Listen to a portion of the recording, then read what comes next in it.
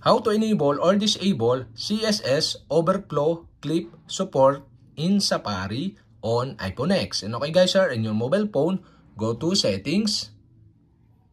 In settings, scroll down and go to Safari. In Safari, scroll down again. And below, you can see the advanced. Okay, go to advanced. In advanced, you can see here the experimental features. Okay, go to this. And experimental features, scroll down. And you can see here the CSS overflow clip support. And the CSS overflow clip support is disabled. To enable this, you'll have to do is switch on the switch button on the right side. And okay guys, we have successfully enabled. And to disable again, you'll have to do is switch off the switch button on the right side. And okay guys, we have successfully enabled or disabled CSS overflow clip support in Safari on iPhone X.